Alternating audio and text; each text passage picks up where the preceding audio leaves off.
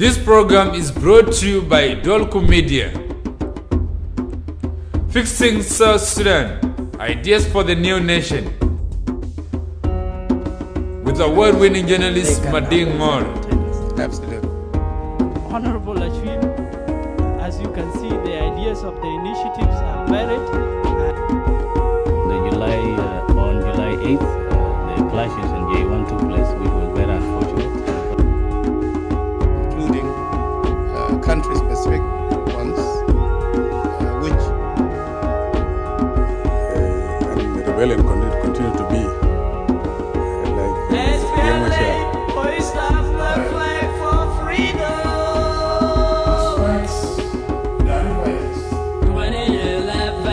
Fixing South Sudan, ideas for the new nation. Hello, welcome to Fixing South Sudan, your ideas for building the new nation. I am Manegment. This week, we put environmental issues on a spotlight. There are undoubtedly two grim challenges that pose gravest threats to human existence. That is climate change and possible nuclear warfare. As a new nation, South Sudan lags behind in terms of putting environmental standards in place. In this edition, we look at how South Sudan can prudently manage its resources and the environment in a sustainable fashion. With us for the show, Joseph Bartel, Undersecretary, Ministry of Environment and Forestry, and Nhial Tiitmamer. Nhial, Environment and Natural Resources Researcher and Program Manager at the Sud Institute. Welcome to all of you. Welcome to the show. How are you doing? Yeah, well, thank you. I'm doing very fine, and I'm really very delighted and honored to be in this show, Fixing South Sudan. You're most welcome. Thanks. Welcome to the show. How are you today? Thank you very much. I'm delighted to be part of the show. Okay, that's great. So we have a lot of issues to talk about, and we want to break it down. The theme is sustainable management of resources and the environment. You are the Undersecretary of the Ministry of Environment. What are we talking about? Yeah, I'm really very glad that your program has decided to tackle the issue of sustainability and environmental sustainability too. The ministry motto is environment is life. So whatever we do, we have to make sure that when you're born, you come to this world, you find that there are a lot of natural resources. And out of these natural resources, that's where we get our prosperity, wealth, and everything. So you rightly put it so. The sustainable management and exploitation of these resources is what we in the ministry are endured, or kind of like given the mandate to see to it that the resources that we have in South Sudan are managed sustainably such that they will satisfy our needs today, the needs of the future generation, and the next generation that will be in this country when we are all gone. What is sustainability? Sustainability simply means perpetuity of getting these resources. Like if you have forest, when you cut the forest, you have to regenerate it. That means there will be more products from the forest that you have regenerated. And that doesn't come alone. You have to have a plan. And that plan is, okay, we have this forest here. When we harvest it, what are we going to do? The next thing is we have to plant more. So in our policy, when you cut one tree, you have to plant 3, such that you'll be able to have the same products. And when we talk about resources, what are we also talking about? Now, with the environment, you talk of water resources, wildlife, forest, land, soil, fish. You're talking about your cattle, all the resources that we have. Okay, even the air. these are resources. So, and resources are kind of like, we have 2 categories: renewable and non-renewable. Okay, so the renewable ones is what I've just mentioned. The non-renewable one is petroleum or oil or minerals that we have. But so we have to always try to look into how are we going to sustain these things, okay? With the renewable one, you can simply manage the consumption. You don't have to exploit it. But for wildlife, for example, this poaching should be controlled. For forestry, this illicit cutting, the burning and everything should not be there. But coming to petroleum, which is finite, the technology that you kind of like extract with that resource should be kind of like environmentally friendly, because when you do that, you have to make sure that you're also maintaining the viability of the land that you are exploiting those resources. The same thing with mining, right, gold or anything else. At the onset, we talk about putting standards in place, and correct me if I'm wrong, but you have a laundry list of challenges, problems that are facing your ministry and the country by extension. So what is the situation? Yes, the goal is to sustainably manage our resources and the environment, but there are clearly some challenges. Yeah, the challenges that we have at the moment when we attained our independence, the most important thing is we are supposed to come up with a policy, our environment policy. I'm glad to announce to our viewers and to our country that now we have an environment policy 2016 to 2026, 20 years policy. And from that policy, we have all the guidelines how we can exploit all these resources that I've mentioned earlier.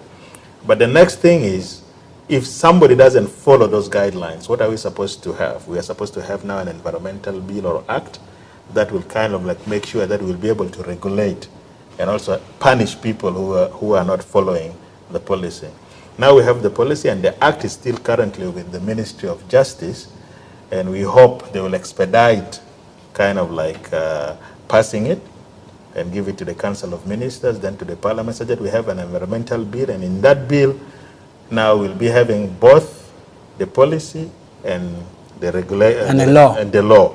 And only having that law is not also an end in itself. Now we have to come up with standards, and implementation, guidelines, regulations, and how are we going to implement what is in that policy and what is in the law.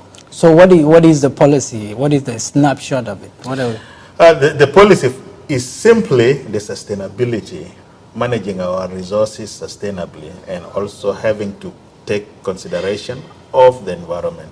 And one thing that I will simply try to say is, before we exploit anything, we need to conduct an environmental impact assessment. And based on that assessment, we the actions that we'll be taking will have an impact on the environment, and we can mitigate or minimize that impact. So that's the core of everything. In South Sudan at the moment, we have a lot of challenges. Okay, when you come to air pollution, we have things that we are supposed to kind of like embark on from the very onset of our independence, like the three priorities: energy, infrastructure, and social security, like education, health, and food security. Without this energy, now we have generators all over the country. Okay, this area where we are shooting this program, they're having a generator. My office has a generator. All the institutions in the country have generator, and we are burning fossil fuel, which is pollution problem, yeah, so now, noise problem, waste management problem. There is pollution problem out of the burning of the diesel, noise problem affecting our recycling. Yeah, you're now coming to this. Just throw some of the problems solid waste management issues. We have liquid waste, solid waste, chemical waste, and all those kind of waste. We don't have the capacity of kind of like managing or recycling and doing all that. That's why when you go to the town, we have a lot of plastic bottles, plastic bags, and out of these, they are disposed haphazardly in our seasonal streams.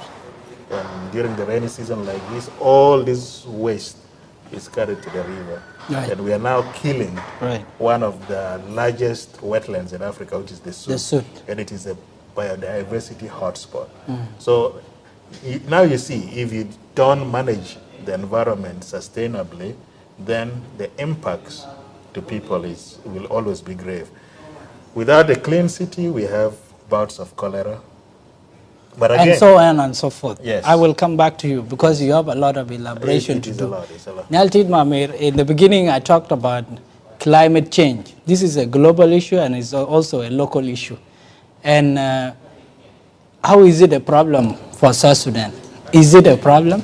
Yes, it is a problem. Thank you for bringing that up, because as we speak, South Sudan is facing two crises. Number one crisis is the war crisis or the conflict crisis. And the second one is the climate change or the climate-induced disasters. So I can say, let me say this with confidence. Since 2007, we have experienced flood every year. Some floods are of large magnitude. For example, in 2013, 7 out of 10 states were affected by flood, and houses were destroyed, people were displaced. And it's just an example. And let me say this, every year our people depend on agriculture for livelihood. And so they depend on rainfalls. So rainfalls are becoming unpredictable. We usually start planting, usually depending on which part of the country you are from. In the southern part, especially in the equatorial region, people start planting start planting in March. In the northern part, people usually plant in April, or the rain comes in April. But this is not the case anymore. The rain is becoming unpredictable. And sometimes there are droughts or floods almost in the same season. So, and in the same season, I mean, the rainy season starts usually, as I said, and sometimes there will be drought early in the season, so rain will not come, so people will not be able to plant. Then later on, it will rain heavily, and this will also destroy the crops. This is a direct result of climate change. Direct result of climate change. Because climate change, maybe for some viewers, they may not understand it, but climate change is caused by, of course, the increase of carbon dioxide plus other greenhouse gases. These are industrial gases which have accumulated in the atmosphere and they are produced by industrialized countries. And these gases, they have the warming effect. So they warm the Without being technical, what are people doing wrong? Okay, so what people are doing technically, what we are doing wrong in South Sudan, I may say, this is a global concern. Anyway, it's a global concern in the sense that the cause is coming from the global West, and the impacts are being felt here in South Sudan. So what are we doing wrong in South Sudan? Well, we don't have the capacity, for example, to put in place adaptation measures. Adaptation measures, what do I mean? Adaptation measures include we have to actually adapt our agricultural system to the new realities of climate system, which is we have to have a weather system that can predict in advance, 3 months in advance, whether it will rain heavily this year or it will be drought this year, so that people can prepare for, let's say, irrigation. We have to put irrigation system in place so that when there is drought, people can still continue to plant. We have to put dikes in place so that houses can be protected, farms can be protected. We have to also put in place mechanisms for people to cooperate. Let's say, for example, people are displaced in lakes. People have to move to neighboring states. So you have told me about flooding, that's a major issue. Yeah. There's deforestation, burning of fires, or bushes, and many habits that are being done and they have bigger consequences. So they exacerbate the problems. Let's say, for example, wildfires are not controlled in South Sudan. So let's say the pastoralists would ban the forest to generate the pastures. So it's one of the factors that is actually causing, the burning of forests, the burning of, the vegetation, which actually preserve the soil, for cultivation. And this is not happening. And of course, it's encouraging desertification, in other words. Let me bring you back to the theme, which is sustainable management of resources and the environment. Is there a correlation between how we are managing or not managing our resources and the environment and what we are seeing, the climate effects that we are seeing? Okay. Yes or no? Yes, there is a correlation. I mentioned earlier the idea of climate change adaptation.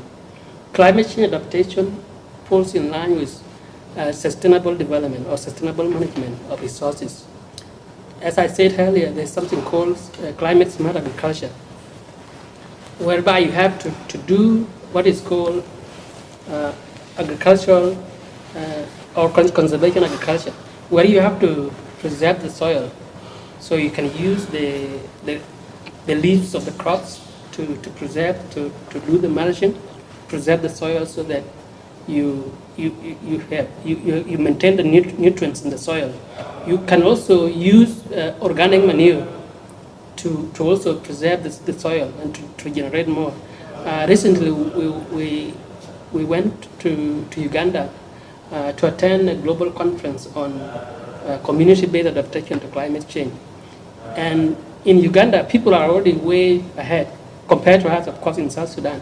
And so in one of the farms that we went to, a lady could show us, and we could see with our own eyes, part of her farms on which she used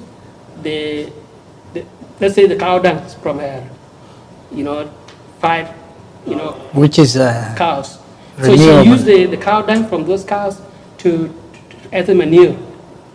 And you could see her coffee, you could see her banana, you could see her maize. They were doing very well. So we need, it's an example of what we should be doing in terms of climate smart agriculture. And the farmers also are getting information in advance to inform their season for, let's say, when they start planting. Right. All those things we are not doing and we should be doing. Exactly. Let's take a break from here. Welcome back to Fixing South Sudan, your ideas for building the new nation. I am Adengor. Our topic, how to manage our resources in a sustainable, our resources and the environment in a sustainable fashion. And with us are Joseph Bartel, Undersecretary, Ministry of Environment and Forestry, and Nhial Tiitmamer, Environment and Natural Resources Researcher and Program Manager at the Sud Institute. We have a big topic. So, talking about sustainable management of our resources and knowing that we have a lot of challenges. So you have a policy in place, and then where do we go from there in terms of implementation? The policy, since we already have the policy, we are implementing it now. We are not waiting until we have the bill, because now we have a draft bill and the policy is passed. So whatever we are doing right now in the ministry is to make sure that with all the different facets of our environment, we are applying our policies to the different areas. For example, with the oil producing companies or the oil sector, petroleum sector, the ministry is currently reviewing all their environmental audits, because it's in our policy that that's something that we are supposed to be doing. We are working on that, and hopefully by next week we'll be having our findings and recommendations for the oil companies, because there are a lot of issues pertaining in the oil fields regarding the produced water, air pollution, groundwater pollution, the salinity, and so we have been receiving those kind of like reports from different agencies, NGOs, the communities were doing that. But now an entry point for us as government is from reviewing what we have in the environmental impact assessments and the environmental audits. So any deviation from those reports, we'll be able to look into it. We'll be visiting the sites, and we'll make sure that the production of oil production is sustainably and environmentally friendly. When we talk about environmental audits in the oil fields, for instance, what are we talking about? The audits are actually, before you conduct an exploration or even the drilling, you're supposed to conduct, as I said, you have to conduct an environmental impact assessment. And that assessment is supposed to be carried out by reputable environmental consultancy firms or individuals who have the experience in that. And when that one is conducted, they are supposed to bring those reports to us in the ministry. We review them, and that will be the basis. What do they have to find out? They will kind of like identify areas that will be impacted with the operation. Will be affected. Will be impacted or affected. And presumably negatively. Like the streams, the groundwater, the biodiversity, wildlife, and all that kind of stuff. And in those reports, they will come up with mitigation procedures or actions that we will try to see that if you are doing this, you have to also try to, for example, if you are going to have these seismic lines and there is a stream, what are you supposed to be doing? Instead of like just blocking that stream, you make sure that you can have a bridge such that the stream continues to flow. Or if there is a community that is in the vicinity of your operations, how can you relocate them? Yeah. And how are you going to compensate them? All this kind of stuff are supposed to be done in the So you make it sound as if this is new stuff, and the oil production has been happening for years. Yeah. So you are bringing in some new changes to adapt to the current situation. Yes, that is something that is supposed to be done from the very onset. I requested for their environmental impact assessment and audits, because audits are supposed to be conducted annually. And these audits are there because now you can see the deviation from the baseline and what you have been doing this year. They go in and they try to see what, say for example, have they affected the streams or the water table, or what have they done with the produced water? Okay, because the produced water is a big deal. Okay, if you don't treat it, okay, and what have you done with the chemicals that you have used? And the oil spills and all that kind of stuff. Right. So from these audits, we'll know all the accidents that have happened and have they managed it. So in the oil fields, we have the problem of produced water, we have a problem of oil spills that have happened, and we have problems of chemicals that they have been storing and they have kind of like disposed of it. So what are we going to do? When we continue keeping those in the area, they have an adverse impact or negative impact to the environment. So we need some cleanup. Right. Okay. And that's something that we are going to see into it. Right. But a caveat, before I say anything, we in the ministry, we are not activists. Okay. We are not Greenpeace. We are not anything. We want to make sure that what they do is environmentally friendly and sustainable. Right. That's all what we want. Right. And Nhial, when you were giving your reaction, I got the impression that a lot of education and awareness is needed, and this is not the case. So we have a situation where so many things are just a priority, and yet how do you make sense of all these things, the awareness aspect? Okay, I think, everything is a priority, but I think it's wrong to think that everything is a priority. Otherwise, you will not do anything if you think everything is a priority. So like I said earlier, so that priority of the priorities. Yes, that we are facing two crises, which is the crisis, the environmental crisis, which is, we have floods in many parts of our country every year, droughts that are making our people not to have sustainable livelihoods. This is a crisis because earlier this year we heard that some parts of our country were declared as famine stricken. And somebody would say it's a man-made famine, what happened. But in fact, it's a combination of climatic factors with the war situation. But even if you remove the war situation without addressing the climatic conditions, without actually putting in place adaptation measures that I narrated earlier, we will still continuously face the crisis. So the priority in the war and put in place environmental or adaptation measures. But when we look at the urban setting, what is your observation? Okay, what you are talking is about reaching to the grassroots and informing them about certain things, how to do certain things in a more efficient manner. We talked about the fact that there's no recycling, there is waste disposal that is not following standards. There are a host of problems. Right. So in brief, what do you think needs to be done?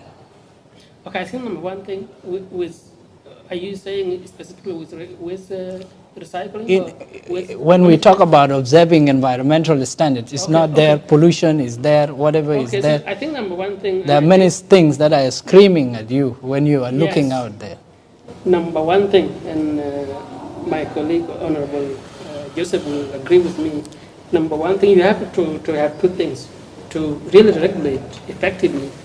There are two main ways. There is the control, command and control approach, and the economic incentive approach. So command and control approach comes from the government, which is the government put down the regulations and say, if you violate these regulations, you will be given this punishment. And for that, you must have certainty and predictability that if this regulation is violated, then that person must pay the law as it is. That must happen. The laws must be there and they must be implemented. Laws must be predictable that you can be punished for the people to obey. For somebody to have a fear that if they throw a garbage, they will be caught by the police. Sometimes command and control approach is not effective in some cases because the government is not everywhere there. So you have to put down some economic incentive, which is... And also the awareness aspect. Let's say recycling aspect. Let's say you have to put a fee. So if I buy a water bottle, I have to put, let's say, one pound as a recycling fee to that shop. That will now take that 1 pound to the recycling center. Or so let's say, for example, so the people on the street will collect the bottles. They take them. There will be an incentive. Let me get you to address the awareness issue, which is a big problem. And of course, we don't have much time to do justice to all the glaring challenges that are happening in your ministry. But it is very important, even from elementary school, to teach young people about the environment so that they appreciate the environment. How big a problem is this? You see, the problem of awareness is something that needs to be done because if people are not environmentally conscious of their surroundings and of their actions, that simply means they will be able to kind of like not care, okay? Littering and doing all that kind of stuff. I'm happy that in our curriculum, the former Minister of Environment, who is now the Minister of General Education, they have included environmental education in the curriculum in primary school. So I am really very excited that from this tender age, when we start teaching our kids, our pupils in school, about the importance of environment and how they should kind of like treat it to be part of them, because environment is life. Whatever you do has an impact. Littering, planting trees, kind of like getting forestry clubs, wildlife clubs in the schools and all that kind of stuff. That is one thing we'll start with our pupils. And when they get that, they will come home and now educate their parents who are not part of that. So that is one thing that we need to do. Also the media, like you people in the media, newspapers, TV, radios and all that kind of stuff. That will be another medium that we will be able to kind of like address issues.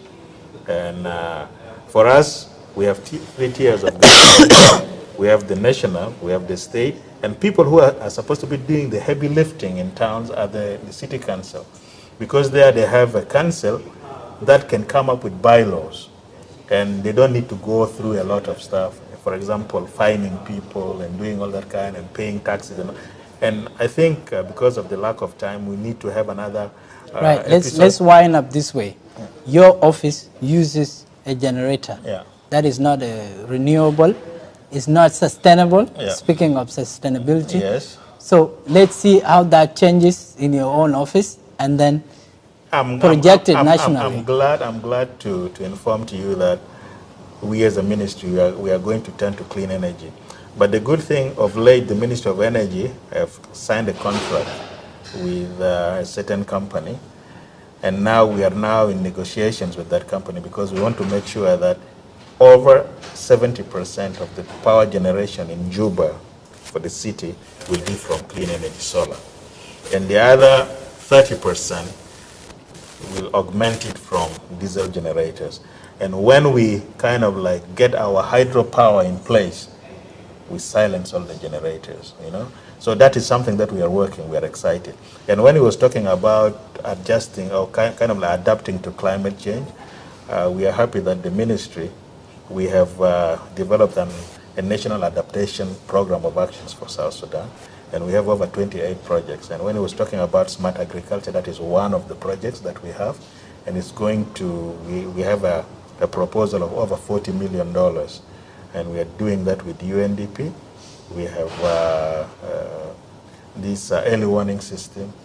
And we have things for wildlife, biodiversity. So we just pray that our country emerges from the current crisis.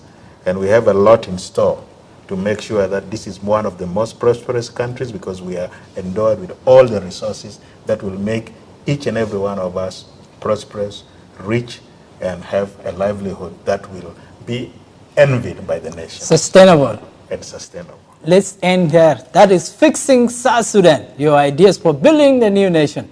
I am Adengor. You can join us every Thursday, 7:30 p.m. on SSBC TV and on Saturday on the radio.